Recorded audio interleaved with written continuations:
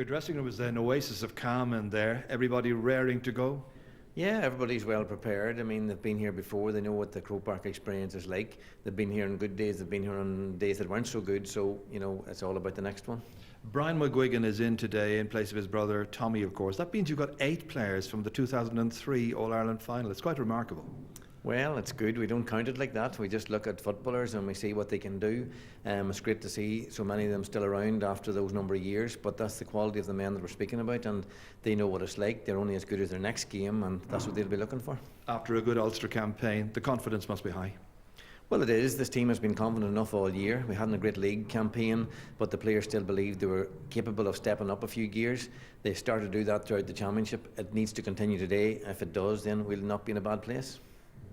Yeah, let's have a look at some of the tactics that might be employed. Yeah, well, they always have, and I think a lot of the time Tyrone aren't given the credit for the great foot passing that they can. Here's Mulligan here in the Ulster final against Monaghan. Beautiful pass to Sean Cavan. But all the time they are seeking to use. They don't hit too many really long kicks of the ball, but it's your 30 to 40 metre kicks which always find their billet.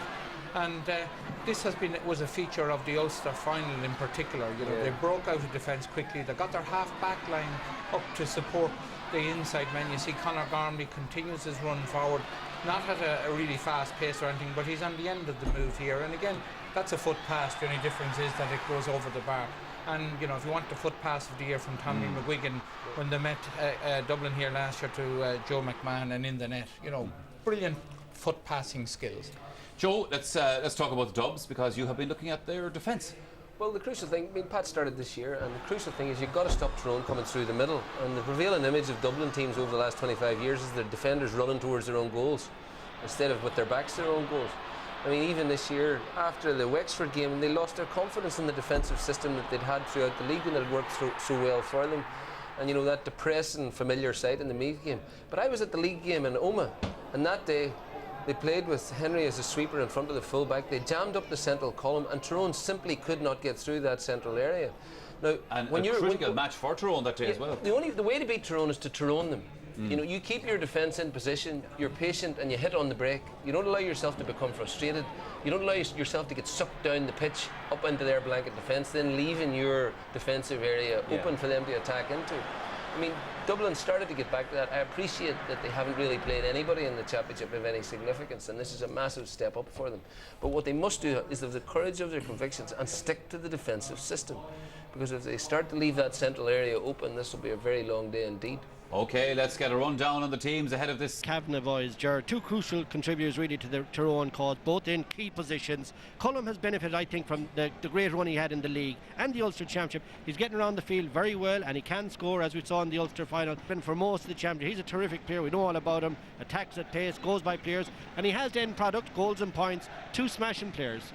Well, I want to give a few lines about the Brogan boys again, similar to the Kavanagh lads we're talking about. Bernard is simply shooting the lights out in 2010, Ger. Freeze and play. He's almost done unmarkable, really, but he'll have to adjust to double, perhaps triple teaming today. He's great pace and power, and he'll be a handful. Now, not as prominent as other seasons, but Allen is a terrific player as well.